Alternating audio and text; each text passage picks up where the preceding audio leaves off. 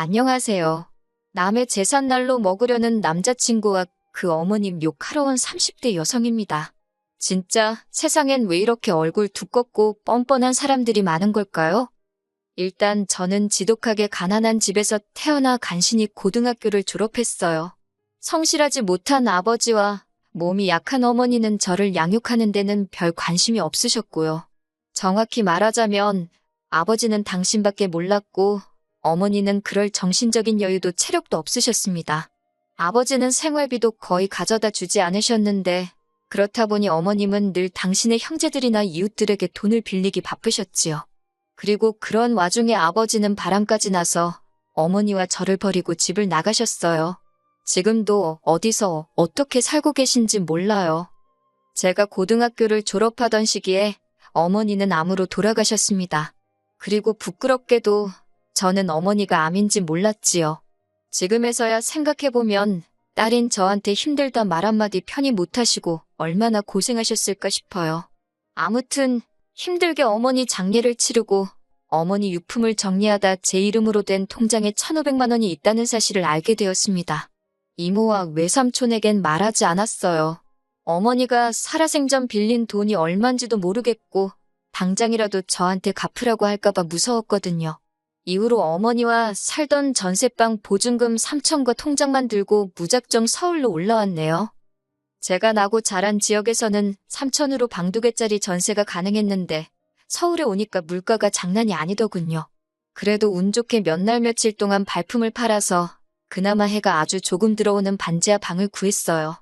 그리고 곧이어 아르바이트도 구했고요.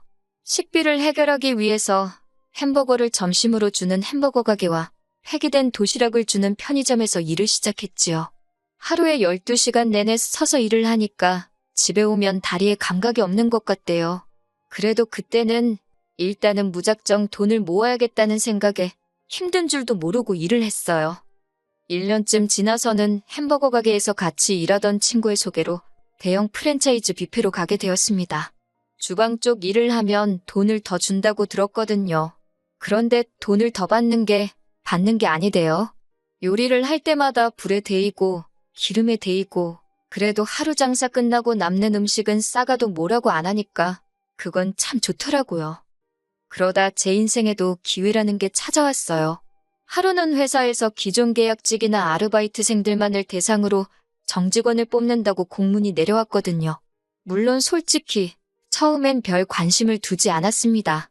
고졸에 특별히 내세울 만한 기술도 없는 저였으니 제 자리가 될 거라고는 생각도 못한 거지요. 그런데 들리는 말이 학벌도 안 보고 나이고 기술이고 그런 것도 안 본다는 거예요. 그동안 보여준 성실성과 주변인들의 평가가 가장 중요하다고요. 다른 건 몰라도 주변으로부터 너 참 성실하다, 책임감 있다 소리는 많이 들었으니 어쩌면 내가 될지도 모르겠다. 그런 허무맹랑한 자신감이 어디서 나온 건지 모르겠지만요. 아무튼 그렇게 지원을 했는데 보란듯이 제가 합격을 해서 본사 소속 마케팅 팀으로 들어가게 되었답니다. 정말이지 서울살이 5년 만에 회사를 다니는 평범한 직장인이 되었다는 사실에 좋아서 몇 날 며칠 들떠서 지냈어요. 이후로 몇 년은 회사와 집만을 오가며 살았습니다. 삶에 대한 목표랄 것도 딱히 없었고 일 말고 달리 뭘 하고 싶다는 욕구도 크지 않았거든요. 그런데 그런 제가 동료들 눈에는 외로워 보였던 건지 언젠가부터 자꾸 소개팅을 하지 않겠냐고 저를 떠보더라고요.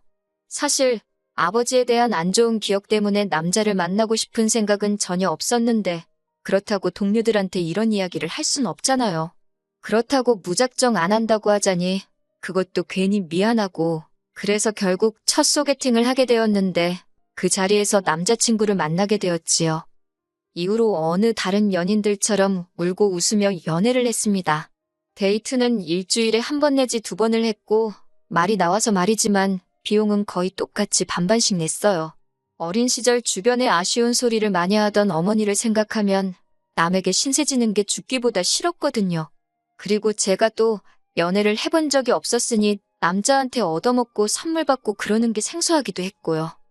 그리고 그렇게 1년 정도 사귀었을 무렵 남자친구가 결혼 이야기를 꺼내더군요.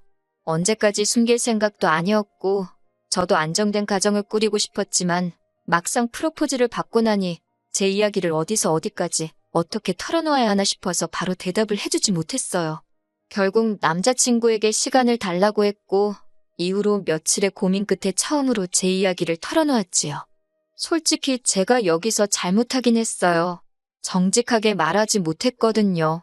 차마 아버지가 저와 어머니를 버렸다 소리는 할 수가 없어서 그냥 부모님 두 분이 이혼하셨고 이후로 아버지는 재혼을, 어머니는 운명하셨다고만 했네요.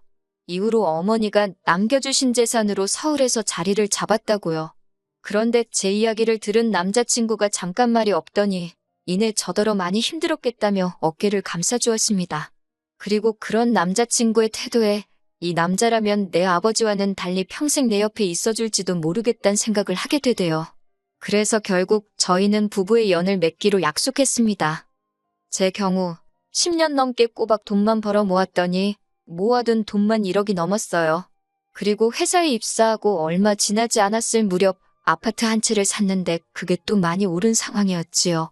아파트를 살 수 있었던 건 그게 지금으로부터 거의 10년 전이기도 하고 그때 부동산 값이 많이 떨어져 있었거든요. 그래서 살던 반지하에 보증금에 모아둔 돈을 보탰고 정규직으로 회사를 다니게 되니까 대출받는 것도 비교적 수월하더라고요. 그래서 과감하게 1억을 대출받아서 서울 강북에 있는 아파트를 하나 산 거였어요. 그리고 외에도 주식이라던가 약간의 재산이 있었기에 이리저리 계산해보니까 제 재산이 8억이 넘더라고요. 그렇다고 제가 남들 하는 거 다 하고 산 건 절대 아닙니다. 제주도 한 번을 못 가보고 커피 한 잔 마시고 싶은 거 꾹꾹 참아가며 모은 재산이었지요. 반면에 결혼하자던 남자친구는 가진 재산이라곤 달랑 6천만 원에 대출 낀 자가용 한 대가 전부였어요. 남자친구가 직장 생활을 거의 8년 가까이 했다 들었기에 처음엔 6억을 6천으로 잘못 들었나 싶을 정도였지요. 제가 좀 당황한 표정으로 그간 돈은 다 어디다 썼냐고 농담처럼 이야기하니 저랑 데이트하는데 썼다는데 그건 솔직히 말도 안 되는 소리거든요.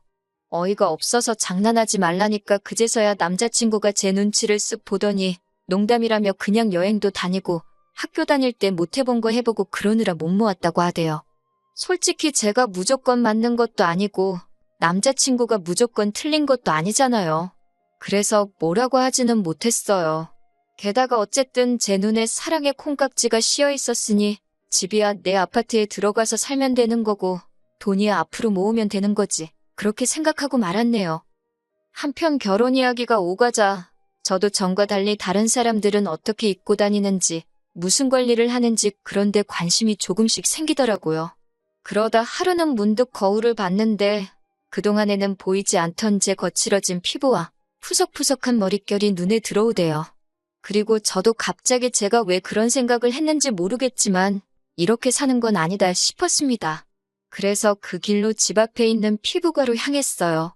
근데 돈도 썩은 놈이 잘 쓴다고 뭐가 이렇게 비싼가 싶더라니까요. 그래도 눈 질끈 감고 200만 원짜리 피부 관리 코스를 끊었습니다. 그리고 이후로 미용실에 가서 두피 관리도 받고 무슨 영양 케어라나 그런 것도 해봤지요. 이튿날은 아침에 마사지를 받고 바로 네일샵으로 이동해서 손톱도 만지고 마지막으로 백화점에 가서 좋은 옷 한 벌 구두 한 켤레 그리고 가방도 하나 샀네요. 총 500만 원 썼어요. 돈을 써서 그런지 거울 속 제 모습이 낯설지만 보기 좋더라고요. 기분이 한껏 좋아져서 의기양양한 태도로 남자친구를 만나러 갔지요. 남자친구를 만나자마자 나 어떠냐고 물어봤어요. 알아봐줬으면 하는 마음이 있었으니까요. 그런데 남자친구가 저를 보더니 조금은 놀라고 당황한 눈치였어요. 약간은 언짢아 보이기도 했고요. 그리고는 저더러 이게 다 무슨 일이냐며 신경 좀 쓴 것 같네 그러대요. 저는 그때만 해도 그게 빈정거리는 소리라곤 생각을 못하고 맞다고 모처럼 돈 좀 써봤다고 했지요. 그러자 남자친구가 꽤나 심각한 표정으로 이런 건 상의를 하고 써야 되는 거 아니냐고 그래요. 이제 결혼하면 공동재산인데 벌써부터 이렇게 독단적으로 마음대로 쓰면 안 되는 거라나요? 좀 황당하더라고요. 까놓고 말해서 제가 벌어서 제 돈 제가 좀 쓴 건데 무슨 말을 저렇게 하나 싶었으니까요. 결국 제가 짜증을 참지 못하고 우리 아직 식을 올린 것도 아닌데 벌써부터 공동재산 운운하는 건 좀 아니지 않냐고 받아쳤어요. 그런데 남자친구가 한다는 말이 우리 어차피 곧 결혼할 사이니까 미리미리 같이 관리하면 좋은 거 아니냐고 그래요. 그러면서 자기는 제가 검소하고 낭비를 안 해서 좋은 건데 벌써 이렇게 다른 모습을 보여주면 곤란하다나요? 검소하고 낭비를 안 해서 좋다는 말이 그때 굉장히 귀에 거슬리더라고요. 마치 저더러 앞으로도 계속 궁상맞게 지냈으면 좋겠다는 식으로 들렸으니까요. 그래서 제가 그냥 결혼 안 하는 게 낫겠다 그래버렸네요. 제가 남자친구를 사랑하는 것도 사실이고 가족을 원한 것도 사실이었지만 그렇다고 계산을 아예 못하는 바보는 아니었으니까요. 그러자 남자친구가 저더러 진심이냐면서 실망이랍니다. 그래서 미안하다 했어요. 그리고는 먼저 카페를 나섰지요. 그러자 남자친구가 이내 쫓아나와 저를 잡대요. 자기가 너무 돈똥거린 것 같다고 미안하답니다. 그래서 그때는 그냥 넘어가기로 했어요. 남자친구가 달라진 제 모습에 놀라서 말이 헛나왔다며 몇 번이고 다시 사과를 해왔거든요. 그런데 이번에는 정말 도를 넘어도 한참 넘었지요. 결혼식을 3주 정도 앞둔 어느 날이었어요. 어머님께서 저에게 하실 말씀이 있다며 잠깐 만나자 하시더라고요. 그렇게 어머님이 오라는 카페로 나가니 웬 흰 봉투 하나를 주시대요. 그러면서 저더러 열어봐라 하시길래 전 솔직히 뭐 필요한 거 사라고 돈이라도 얼마 주시는 줄 알았네요. 근데 그게 아니라 웬 날짜가 적혀 있더라고요. 어머님이 하시는 말씀이 저희 혼인신고하는 날을 받아오셨답니다. 결혼식 날짜도 안 받고 저희가 정한 건데 혼인신고 날짜를 받아오셨다니 좀 의아하긴 했어요. 그리고 저는 혼인신고는 좀 천천히 할 생각이었거든요. 일전에 남자친구가 어머님이 예전에 들어주신 거라며 청약 통장을 보여줬는데 10년도 넘게 부었더라고요.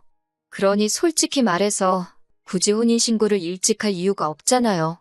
제가 이미 아파트가 있으니 남자친구가 저랑 혼인신고를 하게 되면 그 청약 통장은 무용지물이 되는 거니까요. 그래서 어머님께 솔직하게 말씀드렸어요. 그러자 어머님이 좀 못마땅한 표정을 하시더니 그러면 아파트 명의라도 공동명의로 바꾸라는 겁니다. 뜬금없는 아파트 공동명의 이야기에 무슨 말씀이시냐고 되물었어요. 그러자 어머님께서 아니 부부가 되는데 아파트도 당연히 공동명의를 해야 하는 거 아니냐고 하시는 거예요. 그러면서 저더러 예단도 안 바란다. 아무것도 안 바란다. 그냥 아파트만 공동명의로 해줘라 하시대요. 제가 그렇게는 못한다 했습니다. 엄연히 제 개인 재산이고 공동명의를 해야 할 이유가 없다고요. 그러자 어머님께서 남자친구에게 들으셨는지 그 집이 7억인가 한다면서 대뜸 저더러 얼마 주고 샀냐고 물으셨어요. 1억 8천 주고 샀다고 하니까 그러면 당신이 8천 내준다고 그러니 공동명의 하랍니다. 5억은 제가 노력해서 얻은 것도 아니니 평생 함께할 사람하고 반반 나누는 게 뭐 그리 아깝냐고요. 그리고는 하시는 말씀이 만약에 내 아들이 너랑 결혼하고 나서 복권에 당첨됐는데 이건 내 복권이다 하고 나와주면 기분 좋겠냐입니다. 황당한 비유에 기가 막히더라고요. 그래서 아파트하고 복권을 어떻게 비교하시냐? 억지 쓰지 마시라 했어요. 그랬더니 어머님이 대번에 제가 당신더러 억지 쓴다 그랬다고 그 말꼬리를 붙잡고 늘어지셨습니다. 그리고는 기어이 남자친구까지 자리로 불러내셨지요. 하지만 왜인지 남자친구가 이미 어머님이 저와 만나서 이런 이야기를 하실 거란 걸 다 알고 있었다는 느낌이 들었어요. 남자친구가 저를 설득하려 들대요. 어머님은 그저 저와 자기 사이를 좀 더 끈끈하게 맺어주고 싶으셔서 그런 거라며 저더러 어머님 말씀대로 하잡니다. 제가 어이가 없어서 됐다고 그랬어요. 어머님이 정말 나와 너의 사이를 끈끈하게 맺어주고 싶으시면 알아서 하게 내버려 두시는 게 좋을 거라고요. 그러자 어머님이 기어이 저희 부모님을 입에 올리시대요. 저더러 친정부모한테 사랑을 못 받고 자랐으니 사랑을 주는 법도 모른다고 너무 이기적이래요. 세상 일이 어떻게 저 좋은 것만 하고 사냐면서 시애미가 이렇게 하라고 하면 네 하고 따르면 되는 거라고 아주 한번 호되게 혼을 내야겠다나요? 그러자 이번엔 또 남자친구가 빨리 죄송하다고 하라며 저를 쿡쿡 지르질 않나 아주 생쇼를 하대요. 그래서 제가 그만하라고 소리를 질렀어요. 그리고는 남자친구더러 너도 그렇고 니네 엄마도 그렇고 칼만 안 들었지 날강도냐고 여기 카페에서 아무나 붙잡고 니들이 하는 말이 정상인가 물어보라 그랬어요. 결혼도 하기 전에 공동명의부터 이야기하는 게 제정신이냐고. 그러면서 어머님한테 져주신다는 그 8천으로 아드님하고 복권이나 사서 실컷 긁으시라 그랬어요. 둘 중 한 명 죽기 전에 한 장은 당첨될지 누가 아냐고요.